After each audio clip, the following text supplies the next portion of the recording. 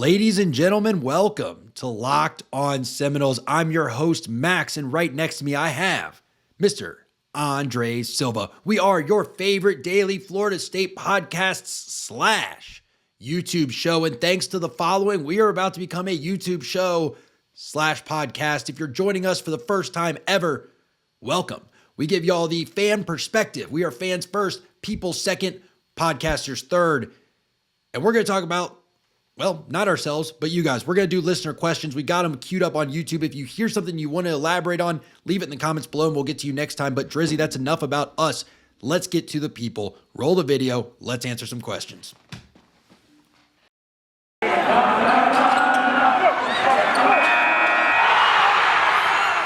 are Locked On Seminoles, your daily podcast on the Florida State Seminoles, part of the Locked On Podcast Network. Your team every day.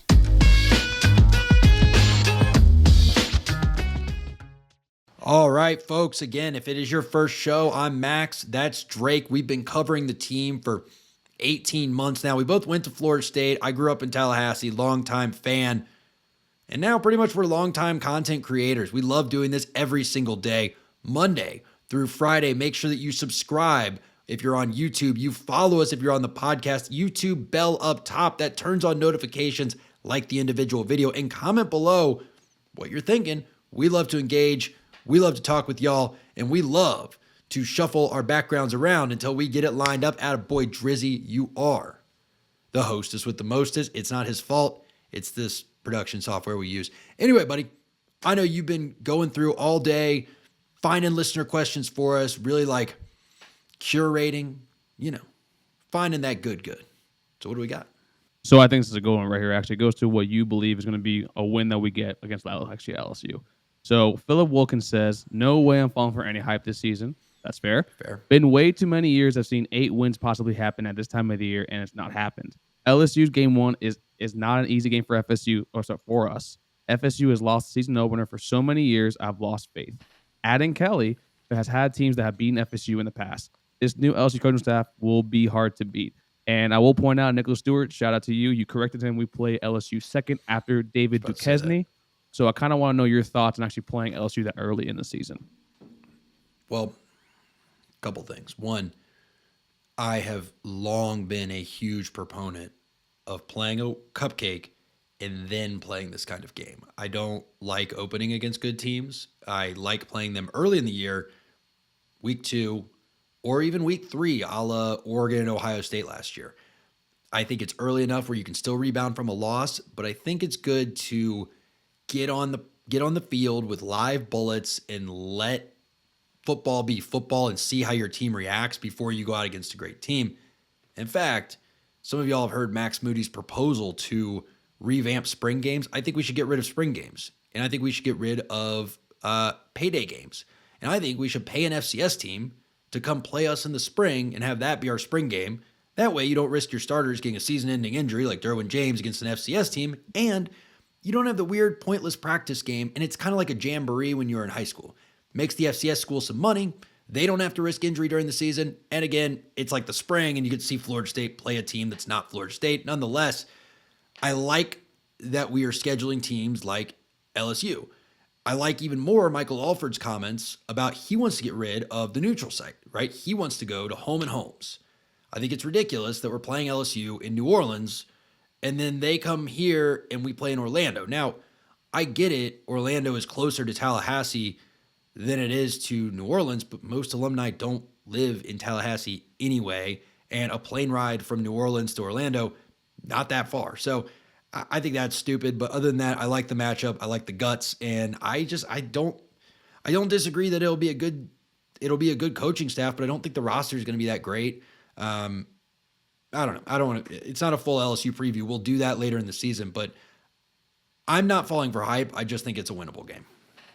I mean, I think it's a winnable game, but I think Brian Kelly has shown that he's able to shred an out of Fuller defense, and that's kind of where my sticking point is. And I do think LSU is actually a much more talented team than us. They beat Texas A&M last year. They were a little bit closer to Alabama than most teams for the entire year. But also, I do agree. I like the tune-up game a lot more. I actually do like your idea. A lot of warmed up to it. A lot more with bringing the FCS team in the spring because it does still give them the avenue to make that money, make that payday. My concern might be for safety reasons, because if a spring game, you're a lot more, you call the player to be down, whether it be the QB or there's someone else to be down with for that. FCS teams, it might be a little more intense because it's a little more realistic. And then with the home and home or neutral site games, I don't know how I feel about that, because I do know for certain programs, you actually make a lot more money with the neutral site games when it comes to ticket revenue, concessions, actually opposed to a home and home, depending on actually where the state where you are. I would just have to know how FSU does that when it comes to, receiving revenues from the actual game itself. But I do agree with that, overall. But I do think LSU will be the first loss of the season. Yeah, I mean, look, but I also would be remiss if I didn't point out that it's not just about Florida State, right? There's the local economy of Tallahassee makes a lot of money off of these games. And I think that there's just like, I'm looking across. I mean, folks, if you want to see my office, it's not fully done yet, but like I look across, right? And I get my picture of Doak Campbell. I mean, that is, I know I'm going to put stuff on that wall. There's going to be a couch there, but like that is, in my opinion, the best place to play college football on the entire planet. And it's like, why, when you have that atmosphere and you've got that stadium, would you willingly go play in not even like the bounce house? You're playing in the Citrus Bowl in Orlando. Come on, man. Like, give me a break. That's just dumb. But hey, nonetheless, moving on. I do think I'm not going to go down that road. I think there are much dumber games on your future schedule than LSU. I think even for when the game was scheduled, it made sense. And I think even now, it still makes sense. You have two teams both projected to win between 7 and 9 games, lining up against each other. I don't think either team is substantially overmatched. I think you're right, Drake. They're a little more talented. Their coaching staff might be a little better, but they've also had less time together. So I'd like to point out that last point, Brian Kelly had a much better team in top 5 Notre Dame, whose only loss was to playoff contender Cincinnati, or playoff participant Cincinnati, than he will at LSU. Like they're going through a bit of a rebuild there. So I think Brian Kelly can outcoach Mike Norvell. I just don't know if he can with the team he's inheriting. So, and folks, if you are like Brian Kelly and you just walked into a situation, you don't know what you got in your business, well, you need visibility. Imagine trying to putt to win a tournament and you're lined up over the ball and in your backswing, your hat falls over your eyes. If that's how you're running your business, relying on spreadsheets and outdated finance software, it's not going to go well for you. So you need to upgrade to Netsuite, the #1 cloud financial system to power your growth. Netsuite by Oracle gives you visibility and control over your financials, your inventory, your HR, your planning, budgeting, and more. And it's all you need to grow in one place. And right now, NetSuite is giving you the opportunity to join the 28,000 businesses already using NetSuite with special new year financing if you go to netsuite.com/locked. So if you're listening to this and you have a business and you want it to grow and you know that visibility is a big part of what's holding you back, go to netsuite.com/locked. So Will Hart actually has a great comment here I think we should talk about a little bit more. You're going to hear Travis to Wright a lot this fall, providing Travis stays healthy. So I kind of want to ask you, out of all the skill position players that we've gotten out of the portal, who do you think we're going to actually probably hear the most on Saturdays? I'm going to give you 2 answers. Catches and yardage. If we're talking times that the name is announced, yes. I think Winston Wright Jr. from West Virginia, the transfer that just came in, is going to be a prominent part of this passing attack. I believe he had, 650 yards last year. He would have been our #1 receiver by like almost a 2x multiple. He is a good slot guy. He's fast. He can move. There's really not much to not like about him. I think that touchdowns, you're going to see big guys get involved because it was really easy last year when you saw Malik McClain on one side and you saw Parchment on the other, or you saw them both split out wide, to know what we were going to do. McDonald was going to go into the middle on a post to try to create some room there. Malik was your only fade threat. I mean, Parchment he's not that small, but he just didn't have the physicality to run those big guy routes. But you put a Deuce Spann who's 6'4" on one side and a Malik McClain on the other, or you take Johnson, who's 6'7", or Johnny Wilson, who's 6'7", and you put him on one side and you put Malik in the slot, and you can you can do a scissor concept, all those kinds of things. You're going to see, I think, a lot more big men on the outside stretching the field vertically from the midfield and going to the corners when you're in the red zone. So I think that touchdown-wise, my money's going to be on Malik McClain. I think I wouldn't be surprised if you see him score, I don't know, I'd set the over-under at 4.5 touchdowns this year. I think he's going to have a really good year down by the end zone. Yeah, with Malik, I don't think it's going to be Malik McClain, but I do think he definitely has that three-and-done kind of mentality, kind of skill set. He is a bigger body. We saw flashes last year of his very, very high ceiling. I don't think Deuce Span's going to have that great of an impact this coming season, primarily because he was recruited as a quarterback. He's still transitioning. And as far as we know, Dugans might still be back here for this next year, and I don't trust him to develop wide receivers or anything. And also, I'm kind of worried that Deuce Span might be having some of those practices or some QB plays, and I'd rather him fully focus on being a wide receiver. But I personally think it's going to be Johnny Wilson. I really, really like the frame that he has. 6'7", like you were saying. Very, very fast. Great hands. You saw the clip of him with catching the pass. That was probably above his head that from A.J. Duffy. That was an absolute rocket of a throw. And I'm excited to see that. I wanted him to move into tight end, but I don't think he has the frame for that. I don't think he's big enough for that, but maybe he can fill out actually after being here for a spring, so he can definitely prove me wrong. It's happened numerous times on this program. And also, I think an X factor is the guy that actually is out there recruiting right now, and Michael Pittman. I think Michael Pittman is definitely someone that's going to probably work his way into the lineup, like we talked about, I think, last week with Keyshawn Helton probably being your number 2. But I definitely see Michael Pittman being an asset not only as a wide receiver, and for gadget plays, we see it all the time in all of his highlights, but also definitely in the punt return game as well. Yeah, Micah Pittman's punt return number 1. That has to be a thing this year. If I see anyone else back there catching punts during the first game, I'll be very surprised. And Drake, I want to flip what you said about Johnny Wilson, Arizona State transfer, 6'7" tall, and I want to spin the negative into a positive. I don't think it's that he can't fill out and get that big. I just don't think he needs to.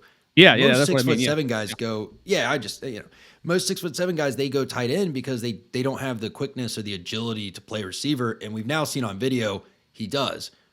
But again, guys, this wide receiver room to me is very interesting, right? There's really no tangible proof that any of them can be any good other than Winston Wright Jr. But if you watch their tape, because I know someone's going to pull that and say I was talking trash about the wide receivers. If you watch their tape, if you look at their stats, if you look at their high school stats and you just kind of look at their measurables, it's like these guys could all be very, very good at wide receiver. So I think it's probably not mercurial because it's not going to go back and forth, but it is your biggest delta between floor and ceiling of any position on this team. But I think it might, frankly, have your highest ceiling next to quarterback. Yeah, I can agree with that. I actually like everyone that we brought in, and we probably aren't done yet. As you can see, Micah Pittman out there is doing more recruiting, and I think anyone on the staff that's not named Alex Atkins right now on the timeline. I mean, he was FaceTiming Jermaine Burton, the wide receiver from Georgia that just entered the portal. Now, granted, I don't think we're going to land him because I think he has offers at Alabama and Georgia. Georgia at LSU. His former coach, actually, that recruited him, is at LSU now. So, dealing with that, but I do like actually the makeover that we've seen at the room. So, yeah, no, agreed. And again, I think someone made this point today, and I don't remember if it was you guys or if it was Corey Clark or if it was the guys over at 247 because I had a flight today and I listened to 4 podcasts. But Dylan Gibbons wasn't on your roster until summer. I think that might have been you that said that.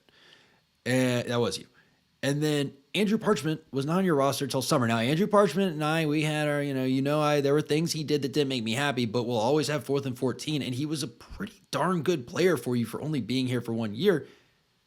So there will be pieces picked up in April, in May, that we will be able to celebrate.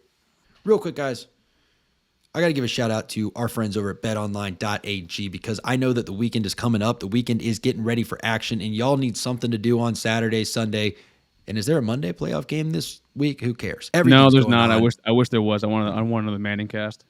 Dude, I love the Manning cast. Oh, they had The Rock on there. He's hilarious. Anyway, folks, if you're looking forward to having the best weekend you possibly can, you got NFL all queued up, and you are ready to watch game after game after game after game. That's right. There are 4 big-time games this weekend. Make it a little more exciting. Put some action on it. Go to betonline.ag and use promo code Locked On to get a 50% welcome bonus. So if you put in $100, they will give you $50, and now you've got $150 to put on the Bills plus 2.5 in Arrowhead and watch yourself make $150 when the Bills Mafia pulls down the W. BetOnline.ag, promo code locked on, Bills Mafia, no table is safe. And that's why he's retired, folks. True. Yep, college fund wasn't going to survive my piss poor gambling. Cool. So, folks, look, I love doing these episodes. I like the back and forth. I really do. I hope y'all enjoy the content. I like that, it's a little more relaxed because it feels like we're engaging with you and not performing for you. It just is. It's less performative and more conversational. So please, if you're listening and you want to talk about something, even if it's something we've already covered, leave some comments down below and let us know what you want to hear about on the show. We've got a long off season, and the off season is dark and full of terrors. And together, we will light our swords on fire and we will get through it. I promise. No resurrections needed. Other than the resurrection of this football program.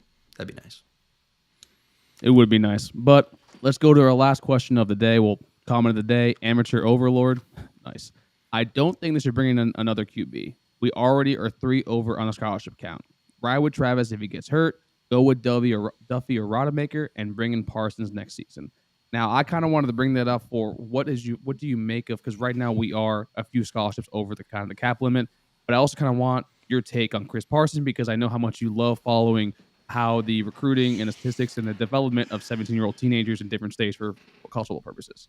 Yeah, you know me, man. I actually do follow the quarterback recruiting. I'm a sucker for it. I can't help it. It's hard not to get excited, right? I think that Chris Parsons has the potential to be a very college-ready quarterback. Now, I am an old-school guy in the sense that I don't believe freshmen should start. Jameis didn't start. Johnny Manziel didn't start his true freshman year. There's a reason they give them the caveats, right, of being redshirt freshmen. A lot of great players need to still develop to the college speed, right? For linemen, it's bulk. For linebackers, it's size and strength. For quarterbacks, it's the speed. The guys are moving faster, both on the other team and on your team. Now, does that mean it can't happen? No. But who's the last true freshman that started that did a really great job? I got 2 names for you, Drake, and correct me if I'm missing someone. Bo Nix and Sam Ehlinger. Trevor Neither Lawrence. of them. Who? Trevor Lawrence. Okay, fair. Fine. What exception that proves the rule here? You got Bo Nix, you got Sam Ehlinger. Sam Howell. And you have Trevor, right, and then you have Sam Howell, who, look, Sam Howell had a pretty good, a decent career. I'll give him that statistically, but okay, what did they do with him? Their best season, they lost 4 games. Great. Congratulations, guys. Well done, Mac Brown. Never beat Florida State. So, I don't know. Anyway, I want to touch on the part about being 3 scholarships over and what do you do about that. I don't think you do anything about that. I don't think you're going to have to do anything about that. I think that problem is going to take care of itself. I think you have kids who maybe already don't love playing 3rd string, 4th string on this team. They probably like all that Tallahassee has to offer. But every day in practice that coaches don't really pay much attention to you and they make you run extra sprints for doing the same thing that another guy was doing that he didn't have to run sprints for, it starts to get more and more obvious where you're headed in this whole deal. So I think that problem's going to take care of itself. I'm not too worried about it, but I do think it's a good point that you do have other positions of need. So I'm going to take your question one further and put words in your mouth. If you told me you could get a transfer at offensive tackle or at linebacker or quarterback is my 3rd priority out of those 3, right? Linebacker, offensive tackle, quarterback's number 3 down here. I do think there are positions that are a higher degree of need more urgently, especially if, and I'm not saying I hate the staff. I'm not saying it's the staff's fault, but we've been hurt so many times, especially if we don't land Chris Parsons. But if he comes in and we know he's coming in and we know we hear Duffy's developing, yeah, I'd like to have a quarterback, but I'm not going to lose a ton of sleep over it if we take someone else. And then with the scholarship count, I mean, I'm going to take a phrase that Josh Newberg says all the time over on 247. The numbers always work themselves out. And as Max has alluded to, I mean, if you can watch our wide receivers episode, you can see there's some names that are not on the depth chart that we just didn't even think of. There are some names also probably for DBs as well. I wouldn't be surprised if after tour duty, after the spring game, you probably see a lot more kids actually enter the portal because they kind of see the writing on the wall and they're being passed up by people and there are 2 classes or maybe even 3 classes ahead of them too. I mean, it's just that's how it works. And quite frankly, if you're not going to play here, you might as well go somewhere if you want to get playing time, if that's your ultimate, your goal in life. And then with Chris Parson, I do think it's kind of like I'm one of those people that I've always believed that you're never committed until you actually sign the paper. And I do think it's kind of unfair how some people are kind of holding that, he's not. Whenever I see locked in, he's not locked in. I'm like, I know we're all, still PTSD and got the shock factor from the Travis Hunter thing that happened like last month. But I do truly think that Chris Parson will definitely be someone to come in here and take over. Because like I said before, I think Duffy is going to be the Christian Ponder this program actually kind of really does need. And then I think Chris Parson can be what EJ Manuel, we were supposed to be aside from spinning into sacks. That's the one thing I don't think we're going to be seeing actually come 2023. Yeah, I don't know. I think that's spot on, man. I'm all good with where we're at right now. We can move on. But OT's number 1 though. I want tackle. Yeah, I mean we need one. This offensive line, I will say, is it's like they should be getting better, and we hope that they get better, and we know they have the coach that can get them better, and we know they have the strength coach that can get them better. The question is, though, are you going to have the 5 starters get better and no one else? So again, if someone goes down, even if it's for 2, like, let me put it this way. What if it's 2nd and 5 and we get a 2-yard gain and the left tackle goes down, right? Bless Harris probably, hopefully. Or he's probably going to play on the right side. But he's going to be a 6th lineman. He's not starting.